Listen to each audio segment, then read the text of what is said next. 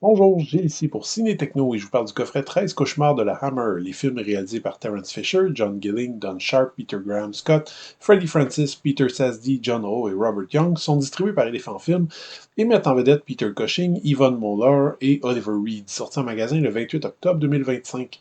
Cet ensemble regroupe 13 films produits par le mythique studio britannique Hammer qui s'est spécialisé au cours des années 50 à 70 dans un cinéma de genre souvent axé sur l'atmosphère, le gothique, les scènes sanglantes et la sensualité.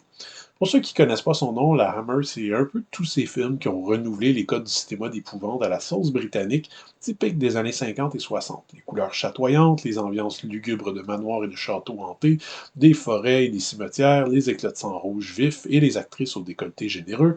Sans même en avoir vu un, disons que l'impact de la Hammer a été tel que tout le monde sait à peu près de quoi ça a l'air, tellement ces films ont imprégné la culture populaire.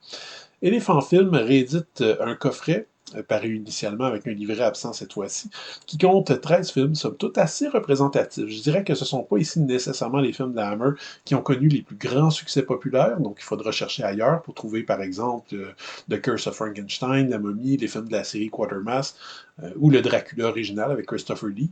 On retrouve bien quelques suites à ces films dans le coffret, comme Les Maîtresses de Dracula ou L'Empreinte de Frankenstein, mais rassurez-vous, ces films ont été conçus pour pouvoir être regardés indépendamment.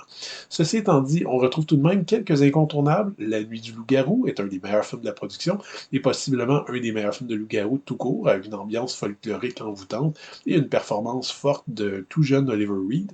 Le Fantôme de l'Opéra, même si perçu comme un échec à l'époque, a été disons extrêmement bien vieilli et a été influent clairement sur toutes les adaptations de cette histoire par la suite, incluant la version rock musicale de Brian De Palma, Phantom of the Paradise, qui lui doit beaucoup. L'avantage de la sélection ici est aussi de découvrir des petites perles moins connues. De mon côté, j'ai absolument adoré découvrir Le Spectre du Chat et son humour noir constant, ou La Fille de Jack l'Éventreur avec son ambiance feutrée et cauchemardesque. Les Maîtresses de Dracula et Le Baiser du Vampire valent aussi largement le détour et représentent parfaitement les forces des films de genre du studio Hammer. Personnellement, j'ai moins accroché au fascinant Capitaine Clegg, très ambitieux mais aussi très lent, et à Meurtre par procuration, admirablement mis en scène, mais au scénario totalement absurde. Paranoïaque et Comtesse Dracula présentent aussi certaines faiblesses, mais j'ai quand même été assez charmé par leur côté onirique et souvent malsain, ainsi que les performances qui sont fortes. Le Cirque des vampires est une sorte d'apothéose d'imagerie et d'idées malsaines posées sur un canevas, là encore un petit peu faible quand même, et je retiendrai les sévices de Dracula, pourtant sans Dracula, comme mon préféré personnel de cette série, un pur bonbon de film fantastique qui offre à Peter Cushing un de ses meilleurs rôles. Pour une série de 13 films un peu moins populaire du studio, je reste quand même étonné par le haut standard de qualité qu'on y retrouve et même les films que j'ai moins aimés offrent tout de même des points forts évidents, notamment des castings solides, des décors splendides et des réalisations élégantes. Les films sont présentés chacun sur un Blu-ray distinct, en 1,85 panoramique, sauf Paranoïaque et Meurtre par procuration, qui sont en 2,35. Les pistes audio sont en anglais ou français DTS HD 2.0, sauf pour Le Spectre du Chat et Comtesse Dracula, qui eux sont en anglais uniquement. Les sous-titres sont offerts en français sur tous les films.